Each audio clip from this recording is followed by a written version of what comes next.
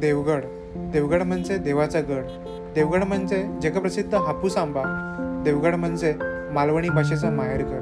देवगड म्हणजे असा हा भला मोठा समुद्रकिनारा. आणि देवगड म्हणजे असा हा मस्त पवनचक्कीकडचा सिनेमॅटिक व्ह्यू. तर तुम्ही वर माझ्यासोबत हा बाईकवरचा व्ह्यू एन्जॉय करा. कोकण काशी श्रीदेव कुणकेश्वर वरून देवगडला जायला निघाल्यावरती असा मस्त एक सिनेमॅटिक आणि समुद्रकिनारीचा रस्ता आहे. हा रस्ता कुणकेश्वर आणि देवगड या 2 गावांना कनेक्ट करतो मिठमुंबरीच्या बीचवरून. आणि समोर जे तुम्हाला दिसतं ना भलं मोठं, ते मिठमुंबरीचं बीच आहे. आणि त्यानंतर पुढे येणार ती सुरूची झाडं.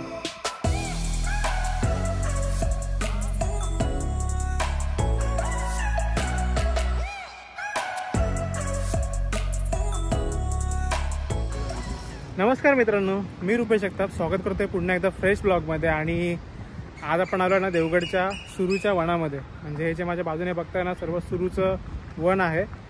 आणि याच्यामध्ये बरेचसे प्री वेडिंग शूट्स किंवा फोटोग्राफी असं चालतं. आता आम्ही पण थोडेसे फोटो काढले, तुम्हाला माझ्या इंस्टाग्राम हँडलवरती बघायला भेटतील, rupesh_r98. जाऊन अवश्य फॉलो करा आणि माझ्या फोटोला लाईक पण करा. सो आपण चाललो आहे देवगडच्या बीचवरती. बरेच वर्ष बीचवरती आंघोळ नाही केली आहे. सो बीचवरती आंघोळ पण करायची आहे आपल्याला. आणि थोडंसं देवगड पण फिरायचं आहे, कारण देवगड आपलं गाव आहे. आपण आल्यावर प्रत्येक वेळी देवगडला जातो, तुम्हाला तर माहिती आहे. चला आता पटकन बाईकवर बसू. आणि हा बाईकवरती तुम्हाला आमचं कॉस्ट्यूम दाखवतो. हे सर्व आहे ना, आम्ही 2-3 प्रकारचे कपडे घेऊन आलो आहे फोटो काढण्यासाठी. सोबत हा गॉगल पण आणला आहे. चला आता देवगडच्या बीचवर जाऊ आपण. आणि हे देवगड ते मिठमुंबरी, म्हणजेच मिठमुंबरीवरून निघाल्यानंतर देवगडला कनेक्ट करणारं ब्रिज आहे. राईट साईडला मस्त एक मंदिर आहे विठ्ठल रखुमाईचं. आणि लेफ्ट साईडला हे मस्त असं खाडी टाईप दृश्य आहे. पहिलं इकडनं बोट असायची देवगड ते मिठमुंबरी जायला, आणि आता हे हल्ली ब्रिज झालं आहे. आणि हा एवढा भारी व्ह्यू आहे ना, मस्त एकदम. यासाठी देवगडला यायचे पैसे खरंच वसूल आहेत. आणि हे ते मंदिर आहे विठ्ठल रखुमाईचं मुंबरीतलं, तारा मुंबरीतलं. आणि इकडे मस्त असे दगड आहेत, खडक आहे. इथे मी थोडेसे फोटो काढले, ते पण तुम्ही माझ्या इंस्टाग्रामला बघा. आणि बीचची तुम्ही क्वालिटी बघा. बीच एवढा मस्त आहे ना, स्वच्छ, म्हणजे एकदम जरा पण कुठे कचरा नाही आहे. फक्त ही एक कोणीतरी पाण्याची बॉटल टाकली आहे. एवढं मी बीचची स्तुती करत होतो. म्हणजे लोक कसे आहेत ना खरोखर. आणि समोरचा व्ह्यू तर बघा, एक नंबर आहे, भारी एकदम.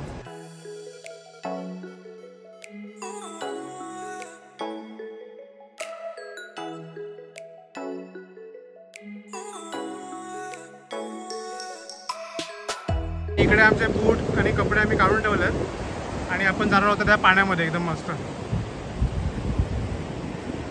आणि इकडे थोडेफार खड्डे वगैरे आहेत, सो पाण्यामध्ये बघून जायला लागतं. एवढे पण मोठे नाही आहेत, हे बघा. आणि मस्त जसं तुम्ही लास्ट मालवणला बघितलेलं फुल पाण्यामध्ये ब्लॉगिंग, तसे आता या समुद्रामध्ये ब्लॉगिंग बघायची आपल्याला. हे बघा काय पाणी आहे मस्त एकदम. माझा आवाज येतो की नाही माहीत नाही, कारण इथे वारा खूप आहे, खूप जास्त वारा आहे इकडे. तिकडे खड्डे आहेत ना इकडे.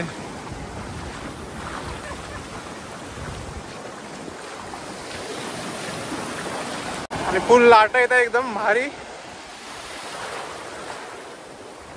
आणि आम्हाला ना पोहायला येत नाही, त्यामुळे आम्ही जास्त पाण्यात नाही जाणार. एकदम असं कमरेच्या पण खाली पाणी. आणि हे लाट बघा काय आला मस्त एकदम, बघा.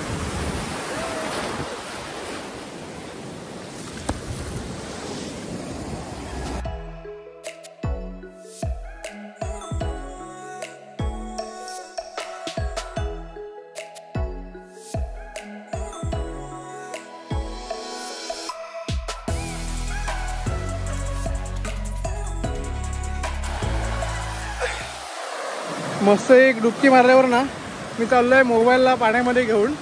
अर्थातच मोबाईल मी पाण्यामध्ये नाही बुडवणार, भले वॉटरप्रूफ का असेना, मी वरतीच पकडणार आहे. पण तुम्हाला जरा समुद्राच्या लाटांचा फील देतो. एक्झॅक्ट लाटा कशा असतात ना व्हिडिओमध्ये बघा मस्तपैकी, हे बघा. आणि आता मोठी लाट येते, हे बघा.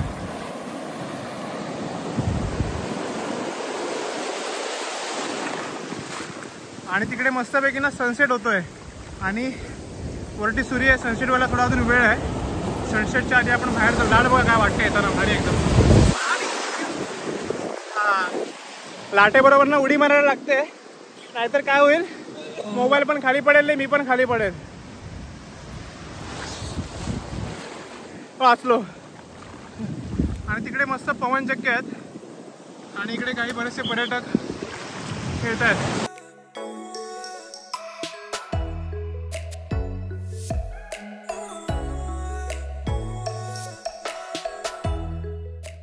आणि मस्त समुद्रामध्ये ना अर्धा पाऊण तास आंघोळ करून आम्ही निघालो आता चायनीज रेमटावायला.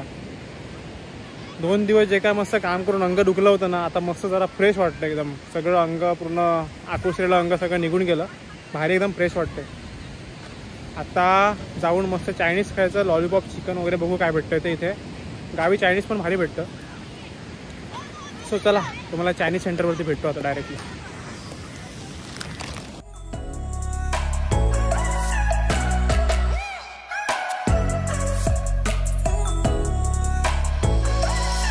देवगड बीचवरती आहे ना संध्याकाळी एकदम भारी वातावरण असतं. सनसेट बघा ना काय मस्त होतो एकदम, बघा.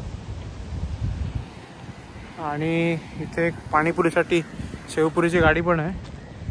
कधी आला तर नक्की विजिट करा, कारण स्थानिक गृहस्थांची गाडी आहे ही. खाऊया, ठीक आहे. चला आपण पण एक पाणीपुरी खाऊन घेऊया इकडे.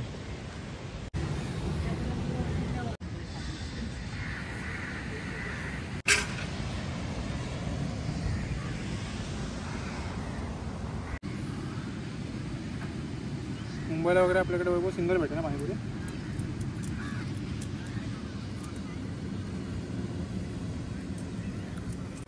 प्लेटमध्ये गोल ठेवलेल्या 6 पुऱ्या आणि मध्ये पाण्याचा ग्लास बघून एवढं भारी वाटत होतं ना. आणि अशा वातावरणामध्ये जर पाणीपुरी खाता येतं आणि काय पाहिजे ना.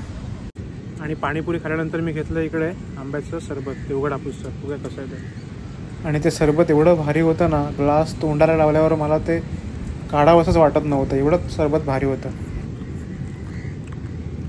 मस्त सरबत तिथं अजून.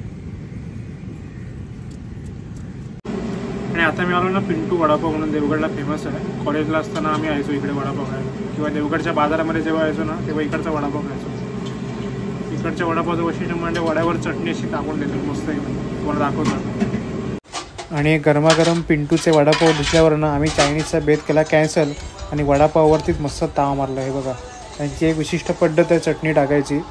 आता बाजूला पाव ठेवणार, त्यानंतर वरती मस्त वड्यावरती ना पूर्ण खोबऱ्याची ओली चटणी पूर्ण अशी भरभरून टाकणार. आणि ती खाताना एवढी भारी लागते ना काय सांगू तुम्हाला. त्यासाठी तुम्हाला एकदा देवगडला ते यावंच लागेल आणि बाजारपेठेतला पिंटूचा वडापाव तर खायलाच लागेल. तर मित्रांनो, या वडापावसोबतच आजचा ब्लॉग इथेच संपवतोय. पुन्हा भेटू आपण नवीन अशाच एका फ्रेश ब्लॉगमध्ये. आणि तुम्ही जर चॅनलवरती नवीन असाल तर लाल कलरचं सबस्क्राईब बटन नक्की दाबा, लाईक करा, शेअर करा